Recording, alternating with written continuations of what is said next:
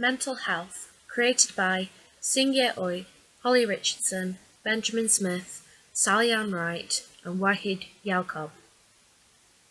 Mental disorders are health conditions characterized by alterations in thinking, mood, or behavior, or some combination thereof associated with distress and/or impaired functioning. Mental disorders are associated with increasing mortality rates. The risk of death among individuals with a mental disorder is several times higher than the population as a whole.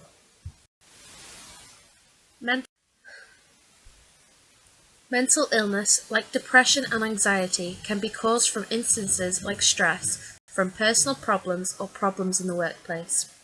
1 out of 4 people will experience a mental illness in their lifetime. It is important to not only feel physically good, but to also feel mentally good. Mental illness can impact your daily life, including the relationships with other people around you. Depending on the type of mental illness, it can affect you in the workplace. For example, how much effort you put into your work, how productive you are, and even how keen you are.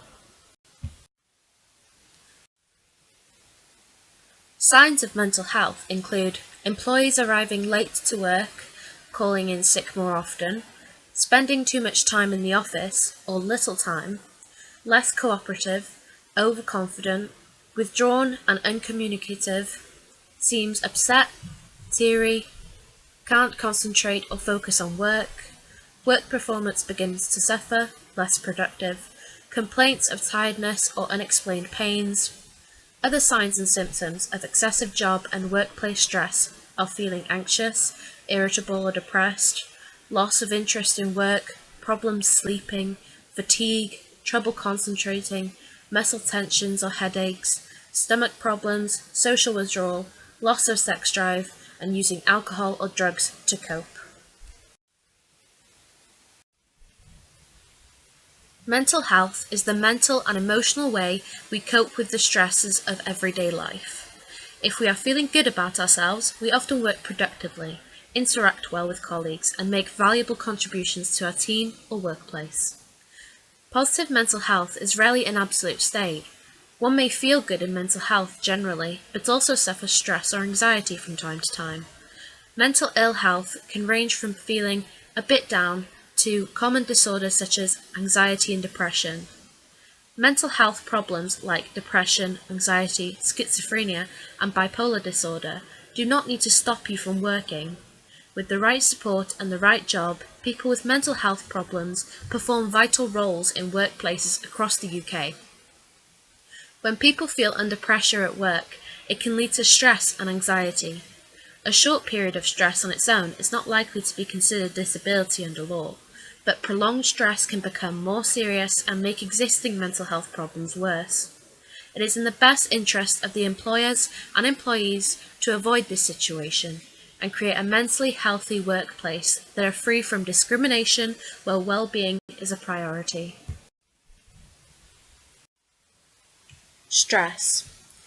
Job stress can be defined as the harmful physical and emotional response that occurs when the requirements of the job do not match the capabilities, resources, or needs of the worker. Job stress can lead to poor health and even injury.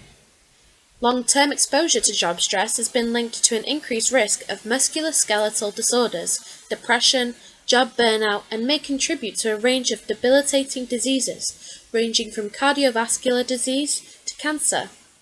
Stressful working conditions also may interfere with an employee's ability to work safely, contributing to work injuries and illnesses. In the workplace, the most highly ranked and frequently reported organizational stresses are potential job loss, technological innovation, change, an ineffective top management at the work unit level, overload, poor supervision, and inadequate training are the top level ranking stressors. A Chartered Institute of Personnel and Development study has highlighted the impact on business of poor mental health in employees. The study found that 37% of sufferers are more likely to get into conflict with colleagues. 57% find it harder to juggle multiple tasks. 80% find it difficult to concentrate, 62% take longer to do tasks, and 50% are potentially less patient with customers or clients.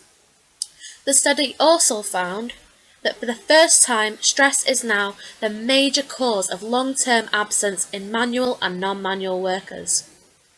Role stress occurs when divergence exists between what a person perceives to be the role expectations and what actually is occurring within the role.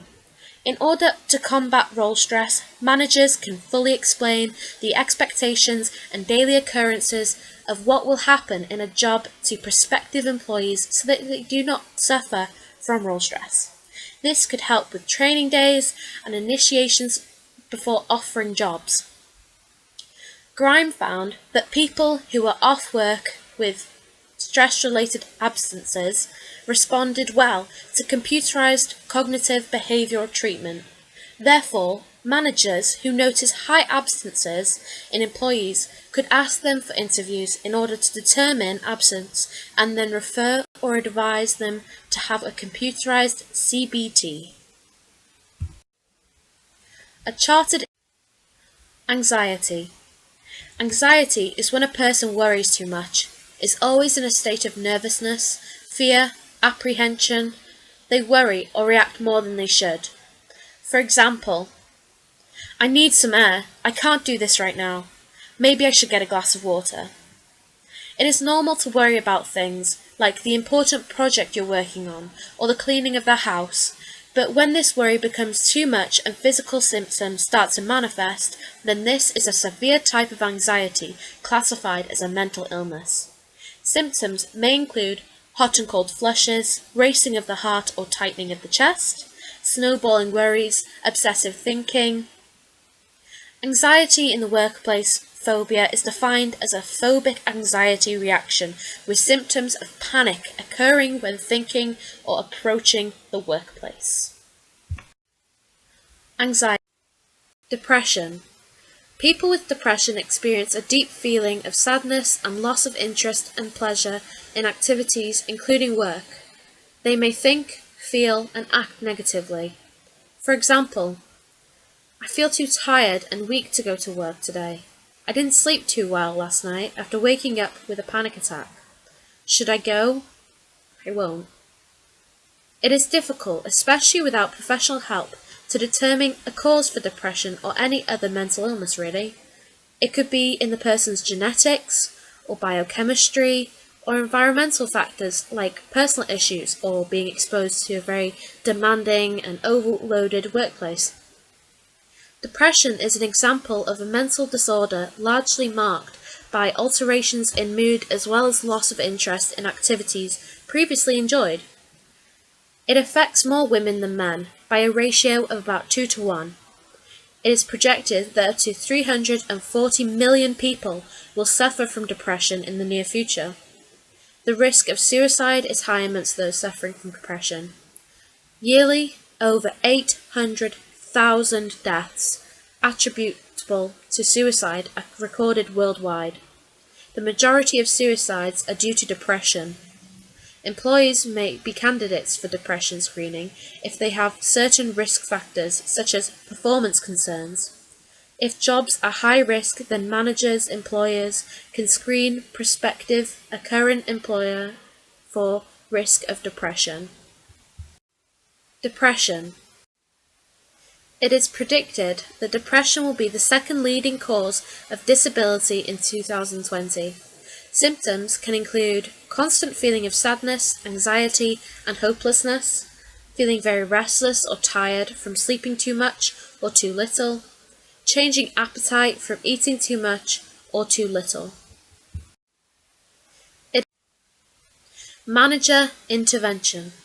There are many employees who are not aware of their mental health problem, avoid it, ignore it, or don't admit they have a problem and are therefore reluctant to get help. Therefore, it is important if managers detect this and help even when the employee does not say anything. There are different types of anxiety, the same way that there are different types of depression. Communication is the key. Reasons why They may not say anything if aware they have a mental health problem. Worried they'll get treated differently to other employees. Worried their job opportunities, chances may become limited. Unaware that they can get proper help. Spot the signs. This may initially mean taking a note of what you see as you walk around, or in a team meeting, then choosing the right moment to intervene. Engage with the problem. There are some good practical steps you can take to help with coping strategies and some legal requirements you should bear in mind. For example, your duty to make reasonable workplace adjustments to the working environment in certain circumstances. Keep a watching brief. This does not necessarily mean passively observing, although in some circumstances this may be the best option. Promote awareness of mental health issues and create a culture where employees feel they can talk to you about mental health issues.